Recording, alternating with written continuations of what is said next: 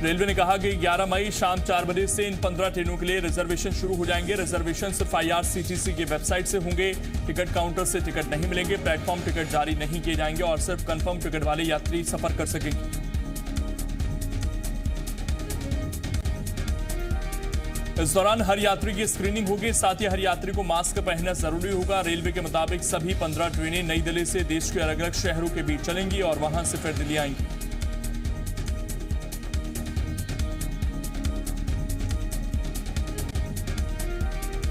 Rail मंत्री पीयूष गोयल ने tweet कर राज्यों से कहा कि रेलवे कम समय में के नोटिस पर हर रोज 300 स्पेशल ट्रेन चलाने के लिए पिछले 6 दिनों से तैयार है। उन्होंने कहा कि वो राज्यों से अपील करते हैं कि फंसे हुए मजदूरों को निकालने की अनुमति दें।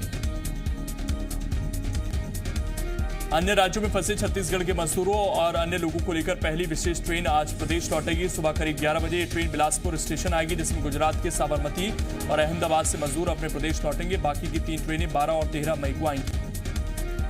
देश भर के 11 राज्यों से 23,500 मजदूरों को लेकर 20 ट्रेनें आज बिहार पहुंचेंगी। ट्रेनों से उतरने पर लोगों की मेडिकल स्क्रीनिंग की जाएगी। जिन लोगों की रिपोर्ट नेगेटिव आएगी उन्हें अपने घर जाने की मंजूरी दी जाएगी। दूसरे राज्यों में फंसे उत्तराखंड के लोगों को वापस लाने की कवायद तेज हुई। गुजरात के सूरत से उत्तराखंड के काठगोदाम और हरिद्वार तक 2 स्पेशल ट्रेन चलाई जाएंगी। इन ट्रेनों से आने वाले सभी लोगों को क्वारंटीन में रहना होगा।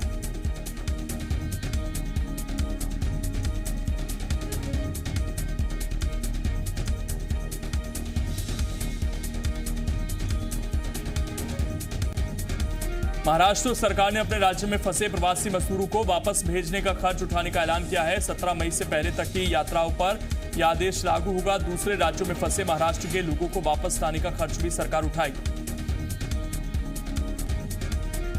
रियाद और सिंगापुर से भारतीयों को लेकर विमान वापस लौटे। सिंगापुर से 243 लोगों को लेकर दूसरी फ्लाइट मुंबई उतरी। वंदे भारत मिशन के तहत भारत में विमानों और नेवी के जहाजों से विदेश में फंसे भारतीयों को निकालने में लगा है।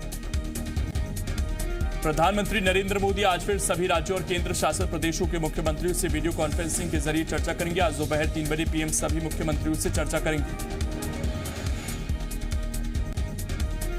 इस चर्चा में पीएम लॉकडाउन की स्थिति की समीक्षा कर सकते हैं। साथ ही मजदूरों की वापसी और 17 मई के बाद की स्थिति को लेकर भी चर्चा कर सकते हैं। लॉकडाउन के दौरान 5वीं बार पीएम सभी मुख्यमंत्रियों के साथ चर्चा करेंगे। पूर्व प्रधानमंत्री मनमोहन सिंह सीने में दर्द की शिकायत के बाद रविवार को दिल्ली के एम्स अस्पताल में एडमिट किए गए। पूर्व पीएम मनमोहन सिंह को एम्स के कार्डियो थोरेसिक वार्ड में निगरानी में रखा गया। समाचार एजेंसी पीटीआई के मुताबिक पूर्व प्रधानमंत्री मनमोहन सिंह को रात करीब 8:45 पर अस्पताल में भर्ती कराया गया था। उनकी तबियत थोड़ी असहज लग रही थी। बता दें कि एम्स में उनकी पहले हार्ट सर्जरी हो चुकी है। पूर्व सीएम अजीत जोगी की हालत अभी भी चिंताजनक बनी हुई है। जोगी अभी भी कोमा में हैं। उन्हें वेंटिलेटर पर रखा गया है। डॉक्टर्स आज उन्हें वेंटिलेटर से निकालकर दवाइयों के साथ करीब 12 घंटे के मेडिकल ऑब्जर्वेशन में रखेंगे। डॉक्टर्स के मुताबिक अगले 24 घंटे बेहद अहम हैं।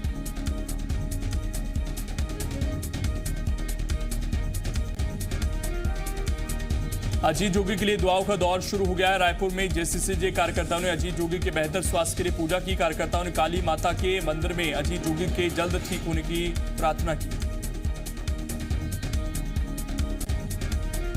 मध्य प्रदेश में पिछले 24 घंटे में कोरोना संक्रमण के 157 नए मामले सामने आए। मध्य प्रदेश स्वास्थ्य विभाग की तरफ से जारी आंकड़ों के मुताबिक मध्य प्रदेश में कोरोना संक्रमितों का आंकड़ा 3614 पर पहुंच गया है। मध्य प्रदेश में अब तक कोरोना से 215 मरीजों की मौत हो चुकी है, जबकि 1676 मरीज कोरोना की जंग जीत चुके हैं। शहरों के आंकड़ों की बात करें तो इंदौर में कोरोना संक्रमितों का आंकड़ा 1858 हो गया है। भोपाल में 743, उज्जैन में 237, जबलपुर में 123, खरगोन में 81, धार में 79, रायसेन में 64, खंडवा में 56, बुरहानपुर में 55, मंदसौर में 51 संक्रमित सामने आ चुके हैं। महू में पिछले 5 दिनों में कोरोना के 5 मरीजों की मौत हो चुकी है। इंदौर जिले के सीएमएचओ प्रवीण जड़िया ने बताया कि महू में कोरोना के अब तक 65 मामले सामने आए हैं, जिसमें से 9 मरीजों की मौत हो चुकी है। इंदौर के कलेक्टर ने जानकारी दी है कि जिले में अवैध रूप से सब्जी बेचने वालों पर सख्त कार्रवाई की जाएगी, साथ ही उनकी गिरफ्तारी होगी। इसके अलावा जिला प्रशासन या मेडिकल कॉलेज की वेबसाइट पर कोरोना संक्रमितों की जानकारी भी अपलोड की जाएगी। कलेक्टर ने कहा कि निजी लैब की जांच में मरीजों की कोरोना पॉजिटिव पाए जाने पर उपचार की जिम्मेदारी जिला प्रशासन की होगी, बशर्ते निजी लैब आईसीएमआर की गाइडलाइन का पालन कर रही हैं।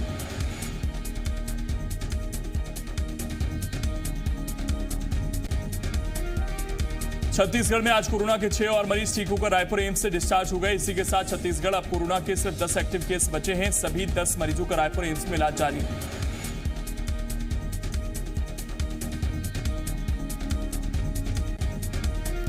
अब तक छत्तीसगढ़ में कोरोना के 59 मामले सामने आए हैं, जिनमें से 49 ने कोरोना को मात दी है। रायपुर एम्स में भर्ती 10 मरीजों में सूरजपुर के 4, कवर्धा के 3, दुर्ग के 2 और रायपुर का 1 मरीज शामिल है। लॉकडाउन के बीच रायपुर नगर निगम क्षेत्र में खुलने वाली दुकानों और उनके टाइम टेबल की नई लिस्ट जारी हुई है। रायपुर नगर निगम क्षेत्र में कपड़े और जूते समेत कई दुकानों को हफ्ते में सिर्फ 2 दिन खोलने की अनुमति सरकार ने दे दी है। कपड़े, जूते और हार्डवेयर की दुकानें सोमवार, गुरुवार को सुबह 9 बजे से दोपहर 3 बजे तक खोली जा सकेंगी। वहीं इलेक्ट्रॉनिक्स, चश्मे, स्टेशनरी, कूलर और पंखे की दुकानें मंगलवार और शुक्रवार को सुबह 9 बजे से दोपहर 3 बजे तक खुलेंगी। पंट्री और मालवीय नगर में थोक कपड़ा दुकानों को खोलने के लिए सरकार ने 2-2 दिन का फॉर्मूला तैयार किया है। सोमवार, बुधवार को सड़क के एक तरफ की दुकानें और मंगलवार, बुधवार को सड़क के दूसरी तरफ की दुकानें खोलने की इजाजत दी गई है। सोमवार से लागू हुआ आदेश। सीएम शिवराज सिंह चौहान ने प्रदेश के सीमावर्ती जिलों के कलेक्टर्स की बैठक ली, जिसमें सीएम ने कलेक्टर्स को निर्देश दिए हैं कि सड़क पर चल रहे मजदूरों की चिंता करें, उनके भोजन की व्यवस्था करें। सीएम ने कहा कि मजदूरों को उनके राज्यों की बॉर्डर तक पहुंचाने की व्यवस्था करें। उन्होंने कहा कि जो भी हृदय प्रदेश में आए उसका हृदय खोलकर स्वागत करें। मध्य प्रदेश में कांग्रेस शराब बिक्री और अधिकारियों के ट्रांसफर को लेकर पूर्व मंत्री सज्जन सिंह वर्मा ने शिवराज सरकार पर वार किया। सज्जन सिंह वर्मा के मुताबिक प्रदेश में सारे उद्योग बंद हैं, सिर्फ शराब और तबादला उद्योग जमकर चालू है। इंदौर के गोकुलदास अस्पताल पर एक और आरोप लगा है। अमीशा ठाकुर नाम की महिला ने तुकोगंज थाने में शिकायत की है कि 2 अप्रैल को उन्होंने अपने पति को भर्ती कराया था और इलाज के दौरान लगातार अस्पताल में उनके साथ अभद्र व्यवहार किया गया। फरियादी ने आरोप लगाया कि अस्पताल में लगातार उनके पति के इलाज में लापरवाही की जा रही थी, जिसके कारण 4 अप्रैल को उनके पति की मौत हो गई। महिला ने आरोप लगाया कि रात में ही अस्पताल प्रबंधन ने उनका डेड बॉडी घर ले जाने का दबाव बनाया। महिला का आरोप है कि पति की मौत के बाद अब तक अस्पताल ने उन्हें इलाज का पूरा ब्यौरा भी नहीं दिया। पति की मौत का जिम्मेदार बताते हुए अस्पताल के डॉक्टर्स और प्रबंधन को कार्रवाई की मांग की गई है। शिकायत के बाद पुलिस ने जांच शुरू कर दी।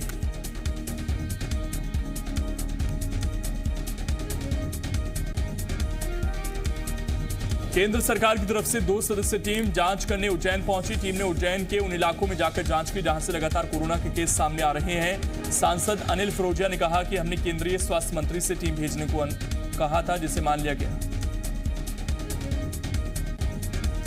राजनांदगांव के पुलिस ट्रेनिंग स्कूल के 3 परिशिक्षक अधिकारियों को केंद्रीय गृह मंत्रालय की तरफ से अवार्ड मिलेगा। 2018-19 के लिए कंपनी कमांडर ब्रजेश भदौरिया, निरीक्षक स्वाति मिश्रा और उप निरीक्षक जाकिर अली को चुना गया है।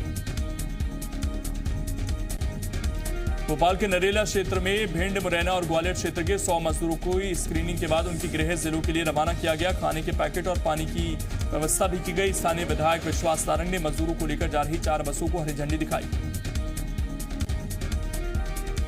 1857 क्रांति दिवस के मौके पर पूर्व मंत्री जयवर्धन सिंह ने इशारों में ज्योतिरादित्य सिंधिया पर तंज कसा। ट्वीट कर लिखा कि आज ही के दिन मेरठ से देश के प्रथम स्वतंत्रता संग्राम की मशाल जलाई गई थी।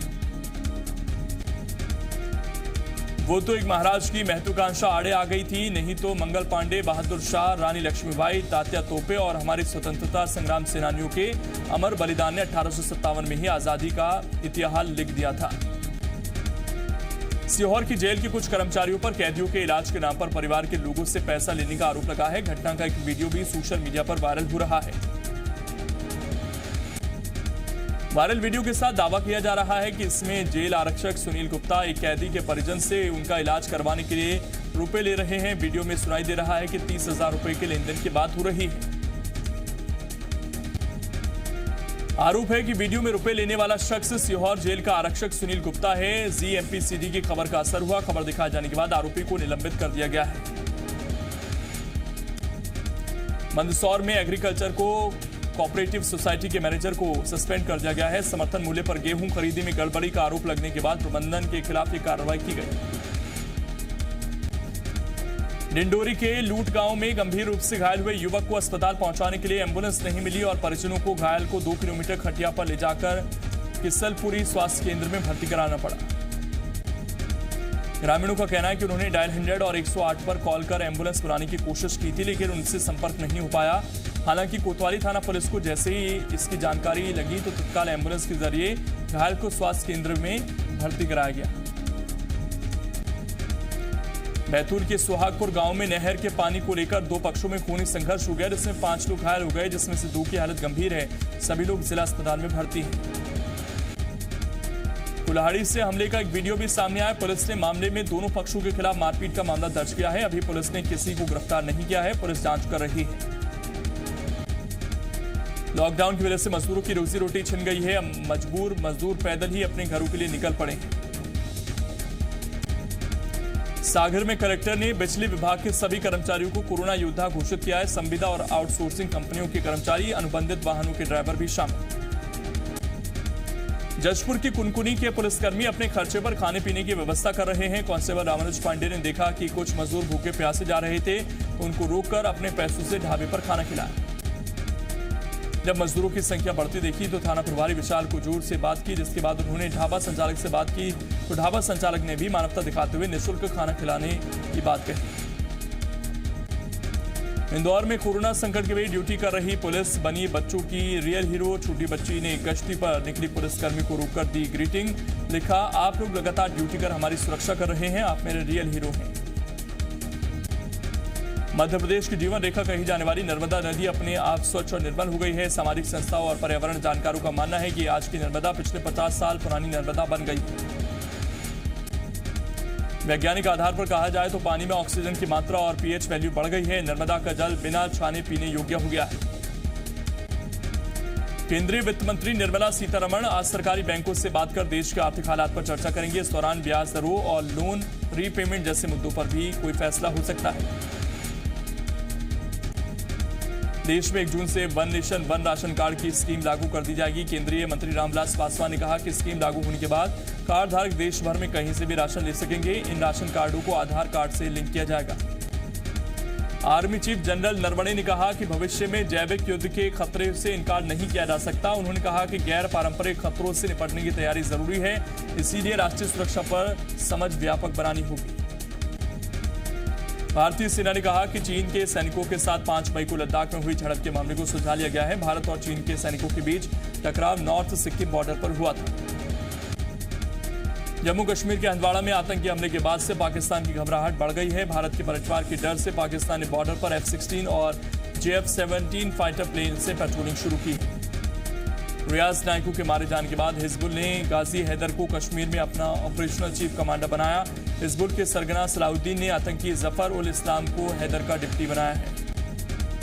महाराष्ट्र से कोरोना संक्रमित मरीजों की संख्या 20,228 हुई। पिछले 24 घंटे में प्रदेश में कोरोना संक्रमण के 53 नए मामले सामने आए। मुंबई में कोरोना मरीजों की संख्या 13,739 हो गई है, जबकि कोरोना के कारण होने वाली मौत का आंकड़ा 508 हो गया है।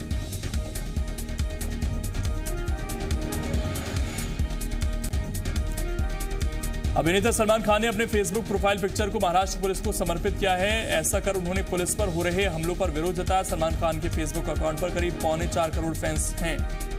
हरियाणा के मानेसर में एक एनएसजी जवान कोरोना पॉजिटिव पाया गया। ये एनएसजी में पहला केस है। उसे फिलहाल ग्रेटर नोएडा में भर्ती किया गया है।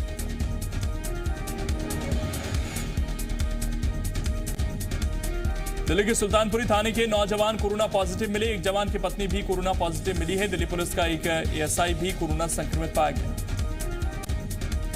यूपी के आगरा में कोरोना के 9 नए मरीज मिले। इसके साथ ही जिले में कोरोना संक्रमित मरीजों की संख्या 752 हो गई है। अब तक 326 मरीज स्वस्थ होकर घर पहुंच चुके हैं। न्यूयॉर्क में कोरोना बच्चों में भी तेजी से फैल रहा है। पिछले 24 घंटों में वहां पर 3 बच्चे कोरोना से मारे गए। न्यूयॉर्क के गवर्नर ने अमेरिका के बाकी राज्यों को चिट्ठी लिखकर कोरोना के इस नए रूप के प्रति आगाह किया है। यह भी कहा कि राजधानी त्रिपोली में गोलीबारी के चलते हवाई अड्डा डैमेज हो गया और कई यात्री विमानों को भी नुकसान पहुंचा। इनमें से एक प्लेन स्पेन के लिए उड़ान भरने वाला था। लीबिया में लंबे समय से गृह युद्ध चल रहा है। इजराइल ने कोरोना की वजह से पिछले 2 महीने से बंद पड़े नर्सरी स्कूलों को खोलना शुरू कर दिया, जिससे लोग बच्चों को वहां छोड़कर काम धंधों पर जा सकें। सरकार ने बच्चों से सोशल डिस्टेंसिंग रखने के लिए कहा है। पेरिस में कोरोना वॉरियर्स का हौसला बढ़ाने के लिए एफएल टावर को रोशन किया गया। साथ ही एक बैनर टांगकर कोरोना वॉरियर्स को धन्यवाद दिया गया। पेरिस में पिछले 2 महीने से लॉकडाउन है। इराक में लोगों ने नए पीएम मुस्तफा अल कदीमी की सरकार के खिलाफ प्रदर्शन शुरू कर दिया है। प्रदर्शनकारियों ने पुलिस के ऊपर पथराव किया, जिसके जवाब में पुलिस ने उन पर आंसू गैस के गोले दागे। स्विट्जरलैंड में आए तूफान के बाद जिनेवा लेक का नीला पानी खराब हुआ। तूफान के चलते लेक के पानी का रंग पीला पड़ने लगा है और उसमें केमिकल भी तैरता नजर आ रहा है।